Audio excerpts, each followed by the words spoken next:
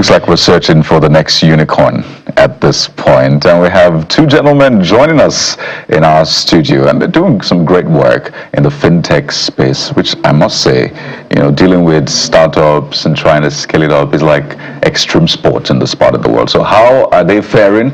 Well, in the studio today is Justice Soboye, CEO and co-founder, Billboxx, as well as his partner, Abdulaziz Ogunjobi, CTO, co-founder of Billboxx as well. Gentlemen, good morning. Good morning. Are you tech bros, by the way? You can say that. Safe to say. Because like a cool thing now, you have to be a tech bro. I'm first curious about your relationship before we talk about the work and your journey. How long have you both been together as partners? So we met in 2019. Yeah, and we've worked together ever since. 2019, so that's 5-6 years now. Yeah, ever. Interesting. So you have interesting journeys. You've done things and moved on. You've probably done some things that failed and all of that. So in a minute, I'd like you to walk us through the journey of the typical Nigerian tech bro startup guy. And I'll start with you, Justice, before I come to AZ. Good. Right. So just talk us through the journey, because it's quite different in Nigeria, right, than in other climes. Nigeria, as I said, is extreme sport, but you still thrive. So walk us through your journey. Yeah, thank you very much. Thanks for having us, by the way. So, like I mentioned, Ized and I met in 2019. Prior to that, we were actually building startups, independently. And when we met, we found synergy, right?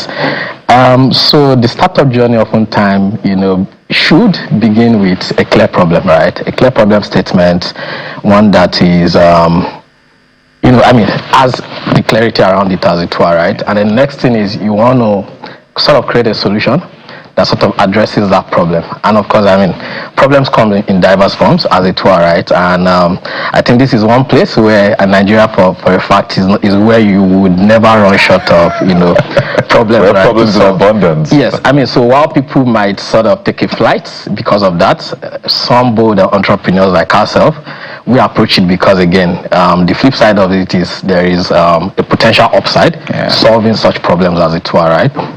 So then, once the problem is identified, you want to sort of find a solution that addresses that problem, right? And oftentimes, I know many entrepreneurs tend to miss that beat, right? Where they sometimes they've created a solution and they're looking for a problem it solves. Oftentimes, ordinarily, you should start with a clear problem statement, and then you create a solution that addresses it. Okay. Right? Now, this is where oftentimes the technology comes in. A solution is then sort of put in a product, right? You sort of crystallize that solution in a product, a tech product, oftentimes, right? Interesting. But I want you to tell us, how many things have you done and failed before you got to this point, before I go to Abdulaziz? I'll put it at 2 startups. Yeah. 2 startups now, right? And interestingly, I think the failures happen to be the ones that led us to what we currently are doing today. Interesting. So Abdulaziz, your turn. Yeah, so I'll come from a realistic standpoint. When you're young and you see guys building stuff, so there's this new technology, shining stuff, and you want to build stuff. Now, you're a first-time founder. You're not very practical. You're overly optimistic. So you're building a product that most likely would not work, would not scale. It's fine. It's just the typical journey. So you do that, you fail. Then you realize that it's not about the excitement. It's not about the bubble. You have to then come back to find a real problem to solve. So an average entrepreneur in the tech space would build certain products that will fail before they identify what will work. And this is why most VCs would want to back second-time or third-time founders, because they know the first-time founders are overly ambitious. This is not to say that you cannot get it the first time, but on an average. So for startups I've built that have failed, mine is interesting. Do you have more under your belt? I started building. My first startup was Face Your Book in 2011. I was just listening to channels, and someone was saying the kids now do Facebook instead of face their book. And I was like, oh, good, this is going to change the world. I started building one past question application that failed. But I built something else. I built a lot of stuff, like 4 stuff before I built Simbi. Simbi is an AI solution. This was way in 2017, 18, when AI was not even this buzzy. So, but here we are. Again, failure is, myself and failure 5 and 6. But you're becoming a success story gradually, it's making particularly sense. with your partnership. So what was that thing that was challenging, seemingly a failure, that now led you to what is now thriving? Okay, let me take that. We met at an acceleration program where I was building something different. He was building something different. And then just one conversation, we knew, no, we need to do something together. And then the first thing we're doing together was the first thing we actually made success out of, which is an auto tech solution, then Carido, which is sold to Cars 45. After a while, we came back again, we did something else, which we left, and now we're doing Billboxx. So together, it's better. An average founder should get a solid co-founder so that they can actually build amazing stuff. Don't be overly optimistic. And so just to put it, I think one critical factor to sort of, translate your failures into success is also finding the right partnership. I mean, it can't be overrated. The right partnership gets you, the odds of success are actually higher once you're actually in the right partnership. So we can safely describe both of you as fintech soulmates, right? So in that space, there is a payment option, there is a lending option, which is becoming popular now in all platforms. But I think payment, according to statistics, is getting more of the financing, from those who are funding fintechs.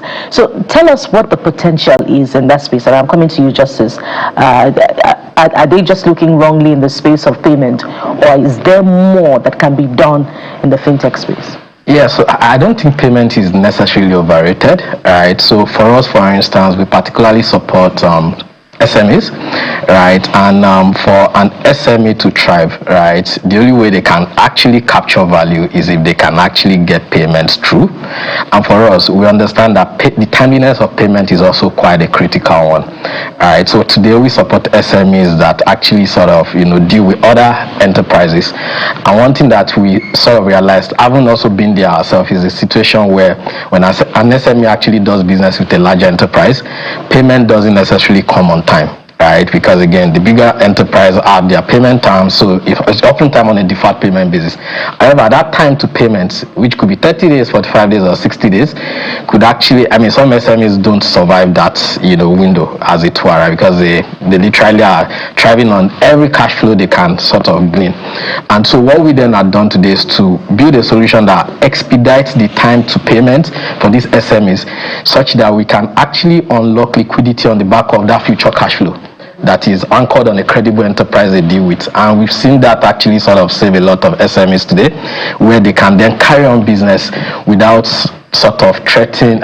They are threatened by the fact that, I can't even meet payroll, I can't pay certain bills just because there's a future cash flow, but I have ongoing present obligations to sort of satisfy. So I think payment is not overrated, because in the long run, businesses can only thrive if they can actually make good on payments. So it's not, trade happens, but the upside eventually is where payment sort of helps consolidate the trade, and that's where value essentially is sort of, solidified, as it were. So I think, yes, funding in the direction of payment is necessarily not overrated, but I think interestingly we're also seeing funding in other areas. You mentioned lending, for instance. Access to credit is essential for every business to thrive, and I can tell for a fact that a lot of SMEs, including ourselves, we're actually making giant strides in ensuring there is enough access, for SMEs to be able to carry on their business. Access to credit, Very interesting.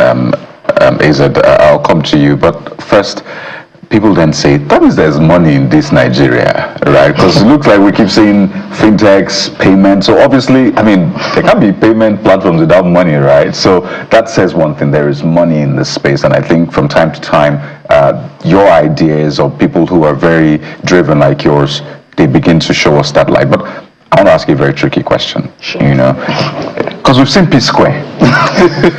So you see where this is going, right?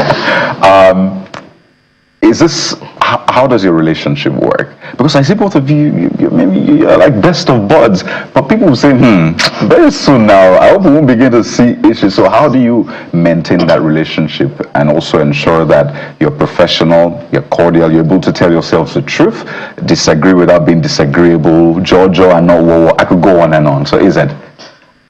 So research has shown that one major reason for startup failure is co-founder conflict. Right. So first is we're aware it is something that we've seen. We know it is a fact. But for myself and my co-founder, we literally are like in this relationship that is as close as what we are to our spouses. So he's married, I'm married, but somehow my wife feels I thought we just as more than we speak at home. So we also don't restrict having fun conversations. Yeah. We don't do it openly. So everyone thinks everything is cool, but we fight a lot. Right. We disagree a lot. When we're in the larger room and everyone thinks, so Ized has said this, just as saying yes, we probably have said yes and no 2 hours for like 30 minutes back and forth. So it's nothing personal at the end of the day. Yeah. If he's saying no and I'm saying yes, it's for the vision of the success that we both crave. Yeah. So it's just see it from my angle, Yeah. I see it from your side. So we're aware. Awareness is very important to know that it is a real thing that can actually break us and then have these conversations in private. Fantastic. One sentence each to that startup guy who's probably struggling. What would you tell them right now? Justice. Absolutely. Resilience is key, and it must be anchored on a clear conviction of what you actually are building. AZ. Be consistent, but know when to pivot. There you go. Your story is amazing. I mean, securing $1.6 million pre-seed funding. I think that's really great. And we wish you the very best. We've been speaking with Justice Abaye, CEO and co-founder of Billboxx, Abdulaziz Ogunjobi, AZ.